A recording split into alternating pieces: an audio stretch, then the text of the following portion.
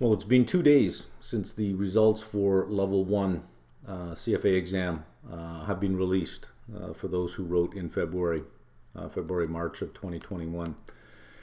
And let's, before we talk about pathways and where we go from here, let's just sort of address the big issue, the minimum passing score.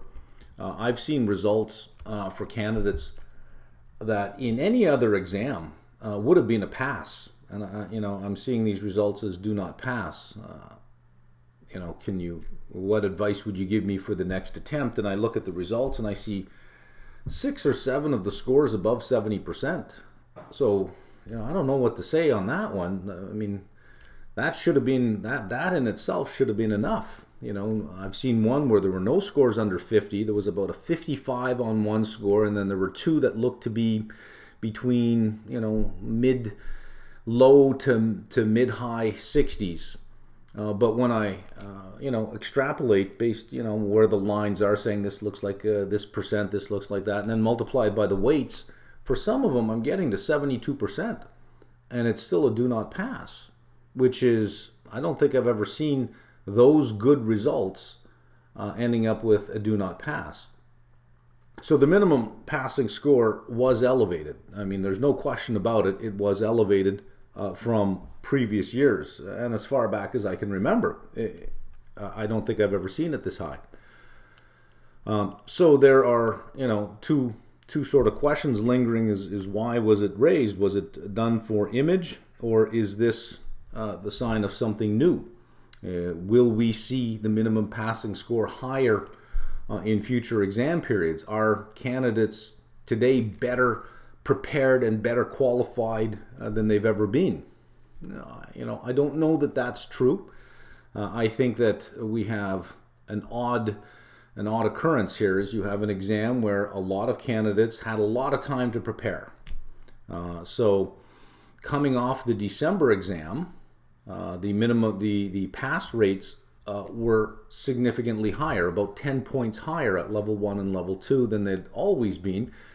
And there was, some negative conversation about that on top of the move to computer-based testing.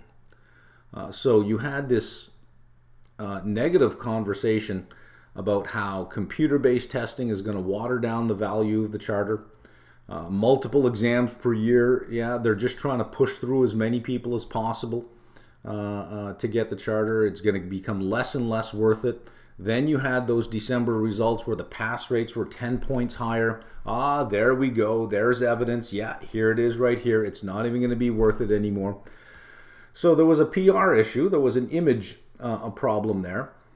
That if they had, kept the minimum passing score between that 66 and 70% where it typically hangs out, you run the risk of having 55 or 60% pass rate, which would then really fuel that fire.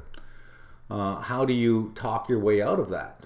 For the December exam, the rationale was, listen, those who weren't prepared opted for the 2021 exams. They selected out of the December exam. The ones who were writing in the December exam were overly prepared because they were delayed from the June exam. So you could quite rationally explain a higher passing score by those events. You could use the same arguments for February. There was more time to prepare. But you run the risk of, now there's 3 things going on. The move to computer-based testing and multiple exams, the extra high pass rate from December, now they're seeing it for February. We're confirming everybody's belief here that believe that we're watering down the charter. So let's just say, listen, the passing rate has always been somewhere between 42 and 46%, somewhere in there. Let's just take something in the middle and let's just count down till we get to the 44th percentile, and they pass, the rest don't. The top 44% move on. It is consistent with how we've done things in the past. It is consistent with the top group, the top performing group being the one that goes through, and it is consistent with maintaining the integrity and the value of the charter.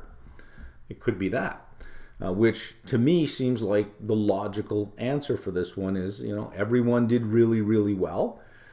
Do you have a 60% pass rate and fuel that fire about, the value of the charter? Or do you have a pass rate where, a number of candidates say, well, how is this possibly fair? There's been a precedent set going back how long that the passing score seems to be in between these numbers. And since CFAI does not publish anything like that, they're not transparent about that at all. All you can go on is that precedent. So perhaps your strategy was to study to the 70%, saying, okay, look, I'm scoring in these ranges over here. With everything else I got to balance, I'm good. I'm good right here. Had I known the minimum passing score was going to be 75, maybe I wouldn't have stopped. Maybe I would have pushed a little bit harder. Yeah, there's that argument there. So, what do you do? Obviously, some people who had this in any other year had it, didn't pass.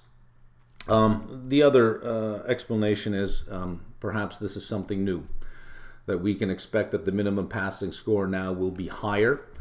The only way that we can justify that, or the only argument that justifies that, is that throughout the years we're getting a better and better prepared candidate, a more aggressive, intellectually aggressive and cognitively aggressive candidate.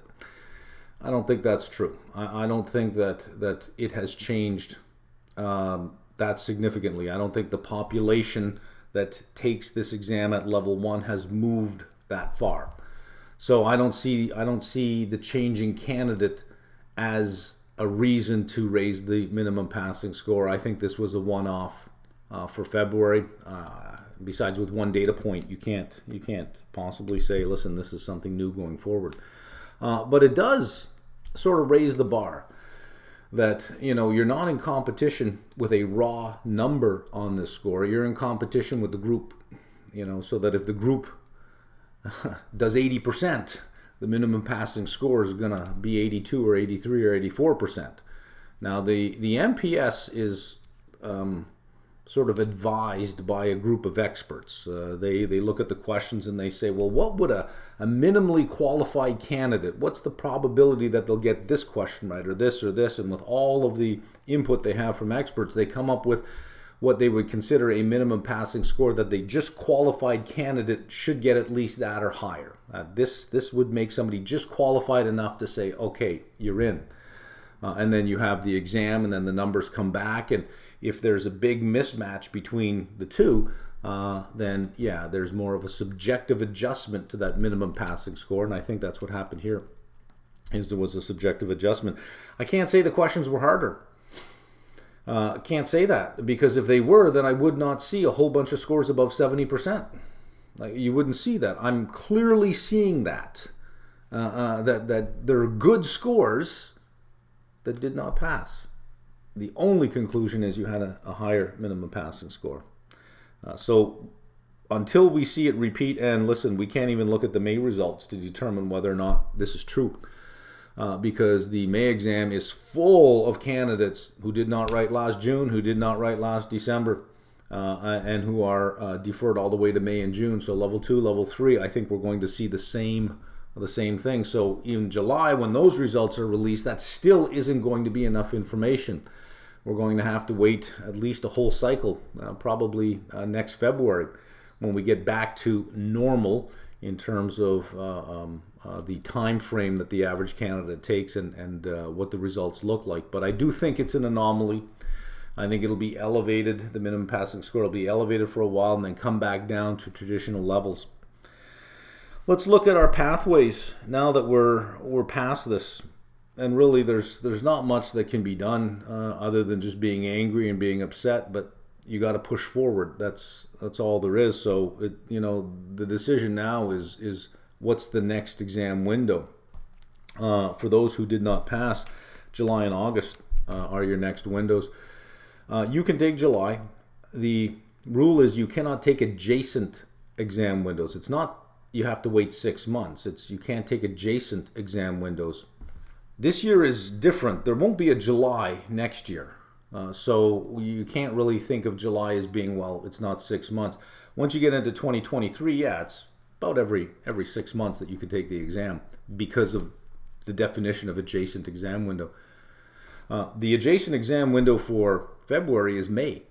July is not adjacent. So you can take July and you can take August. It doesn't matter which one you take. You cannot do level 2 until February 2022. So, that's up to you how you want to do that one.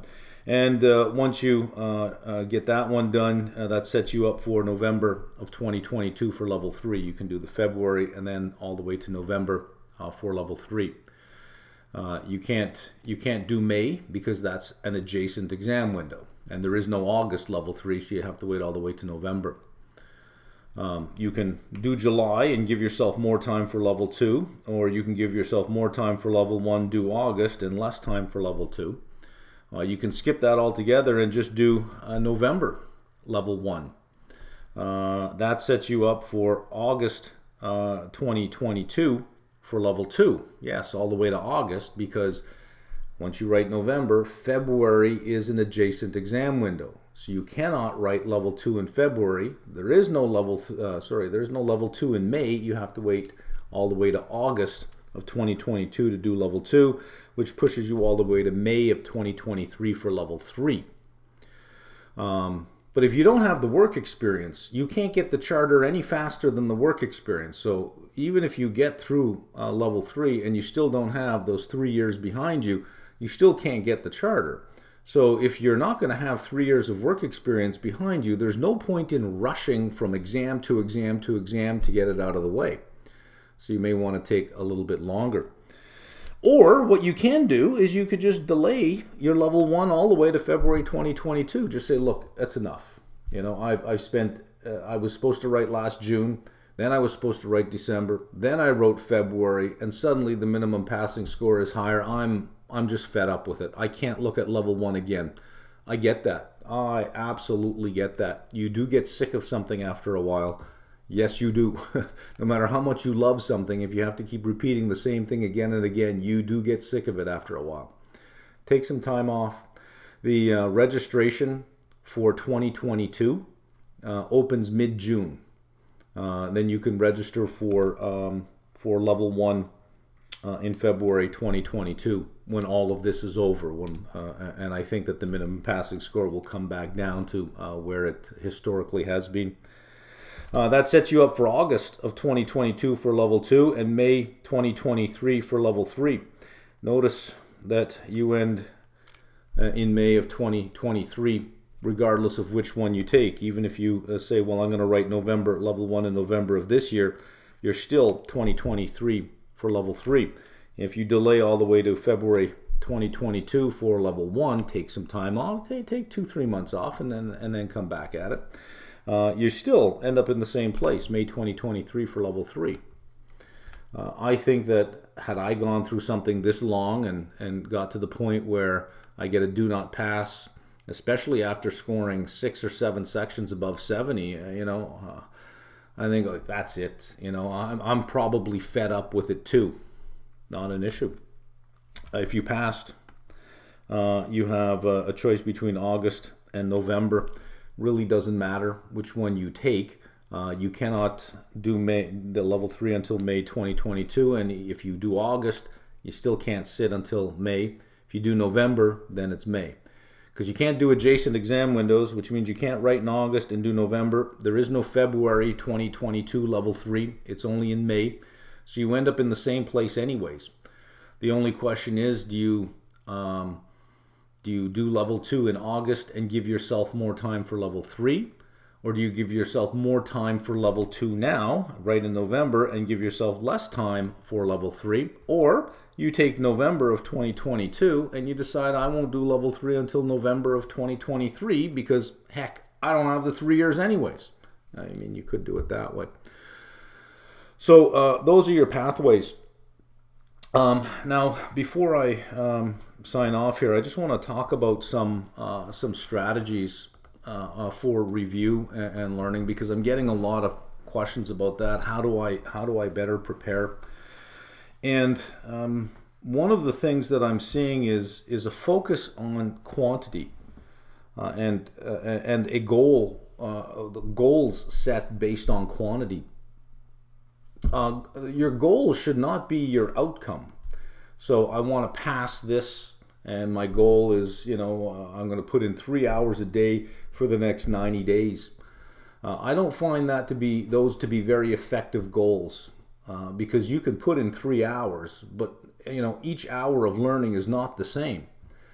The outcome is not the goal. To say I want to get 80%, or I want to get an A, or I want to lose 20 pounds in 30 days. These are not goals. These are outcomes. The goal should be the process that you go through, so that every day, as long as you stick to the process, you've met your goal. The outcomes will take care of themselves. They always do. If I have a goal of losing 20 pounds, that may be a 2-month goal. Well, I'll spend 2 months in failure before I succeed, because I won't lose 20 pounds until I lose those 20 pounds. That can be demotivating after a while. But if I have a process by which I'll lose that weight, I have a certain diet that I stick to, I have a certain exercise regime. Every day I have a victory because that was my goal. My goal was to work the process. The outcome will take care of itself. It's the same with learning. The outcome will take care of itself. And quantity is not really that important. The focus on more questions, more question banks, more mock exams. We're seeing, because we have a lot of data on candidates now, and we're seeing that doesn't help. Quantity doesn't help. Quality is much, much better. If you're doing end of chapter questions, it is probably a lot more productive to spend an hour on 20 questions than to do 60 questions in 1 hour. Sorry, to spend 3 hours on 20 questions than to do 60 questions in 1 hour. Let's talk about different things that we can do other than just this. I'm going to learn, then do questions. I'm going to learn, then do questions. And in these questions, I'll see where I'm scoring, and that's where I am.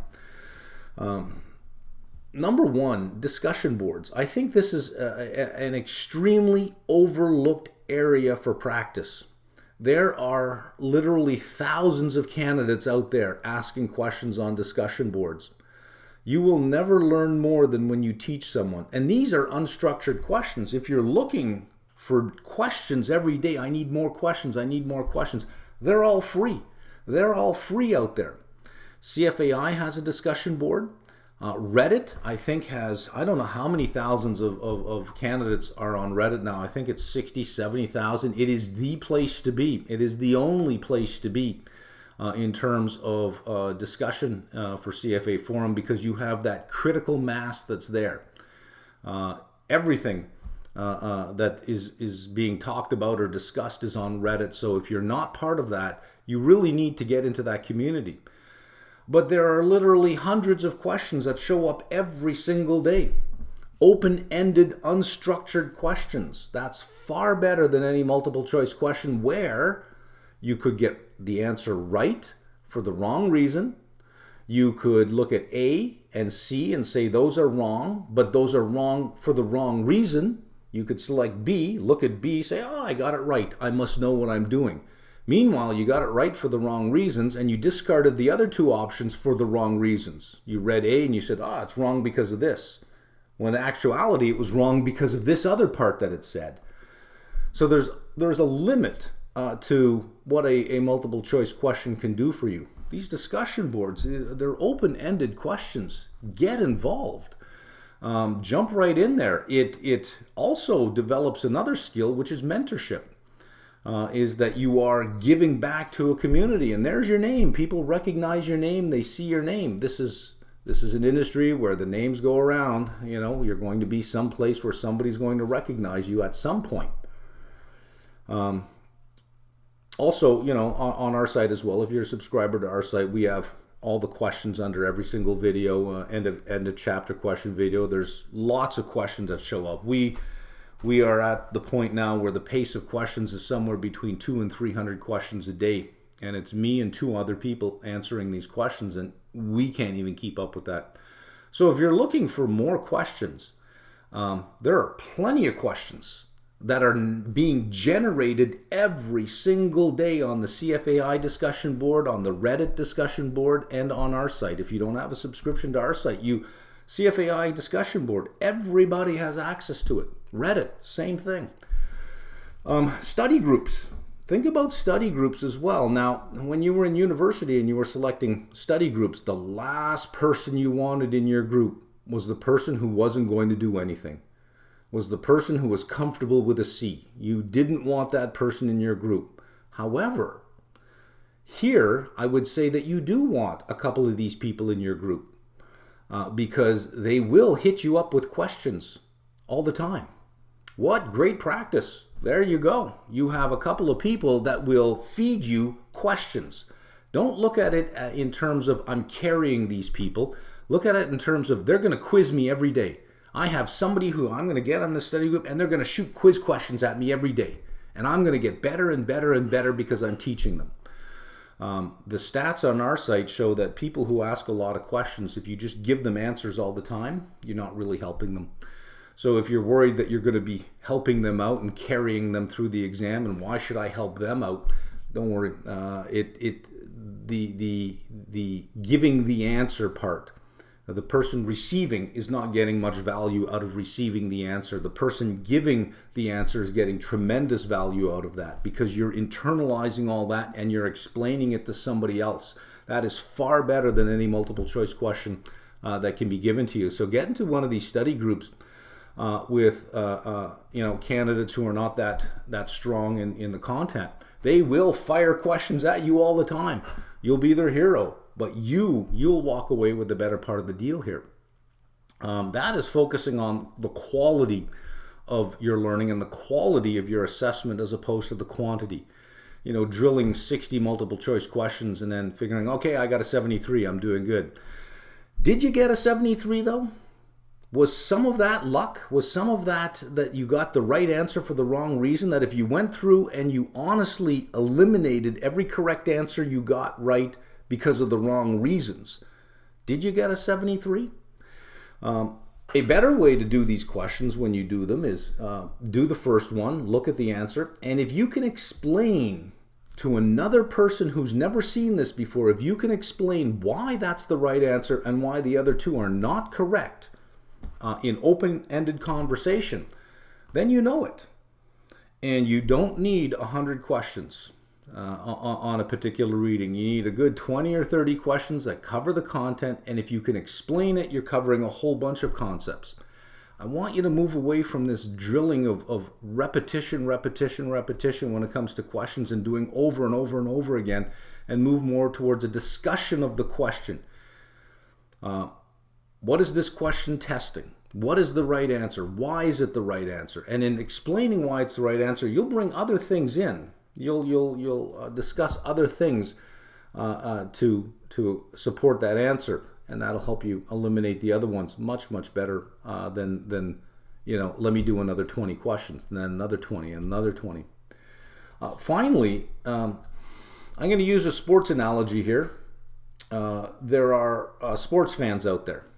And you're a sports fan, whether it be hockey, soccer, which, we call it soccer here over on the other side of the pond. You guys call it football. We call football something else, even though your hands never touch. It's odd though, right? We call football something where your foot never touches the ball, except the kicker, and you guys call something football where your foot touches the ball, but your hands don't. It's the other way around. But anyways, lots of sports.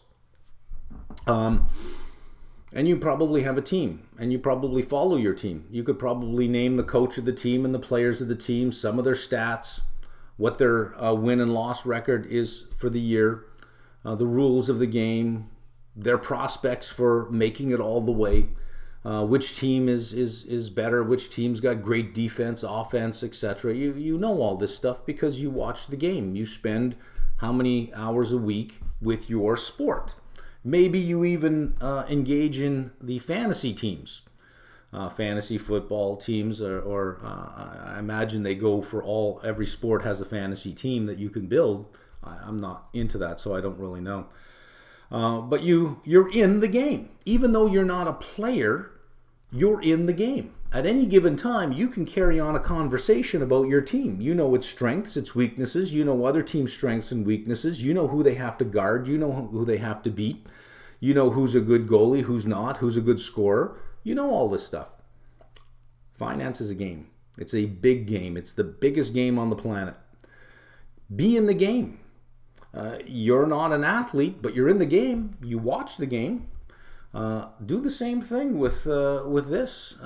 Listen, Bloomberg, every morning from 7 to 9, they talk about what is going on. They have analysts on, they have economists on, central bankers are on, treasury secretaries are on.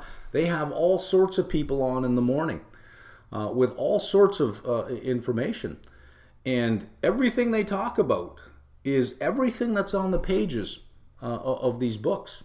You should be able to understand most of what they're saying, especially at level 3.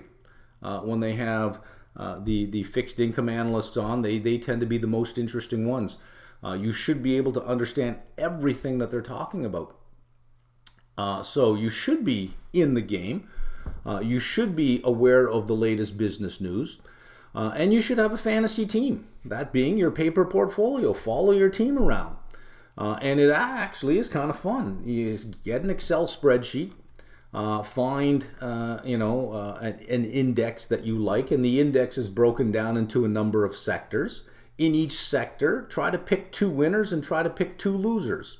Have 2 portfolios, a portfolio of winners and a portfolio of losers, being that you'll be long one and short the other.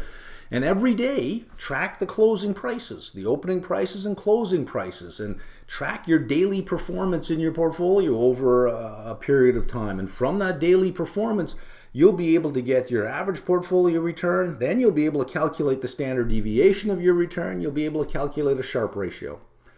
How many people have a fantasy football team and they follow these people around and it's just a paper team? Right? Well, do the same thing. You got to be in the game. If this is something that you really, really want to do, you get to be a player someday. You're in training to be a player. So you may as well at least be a fan. And what does a fan do? They follow their team. So there's a lot that you can do to develop your skill beyond just learning this stuff, doing a bunch of quiz questions, learning the next chapter, doing a bunch of quiz questions, and then asking, where's more question banks? Where's more mock exams? And you're paying for all of this stuff. And so much is generated for free. Believe me, these discussion boards are more valuable than paying for a question bank or paying for more mock exams, because they're open-ended questions. And you might be wrong in your answer. Well, you'll learn a lot more when you're wrong because other people will point it out. And not every answer you read, by the way, when you go to Reddit and you read those answers, not every answer is correct. In fact, a lot of them are just wrong. Somebody will answer a question and say, well, that's wrong. That's not true. But they're at least putting themselves out there to learn. And how do we learn is we can't be afraid of giving a wrong answer. So don't be afraid of that.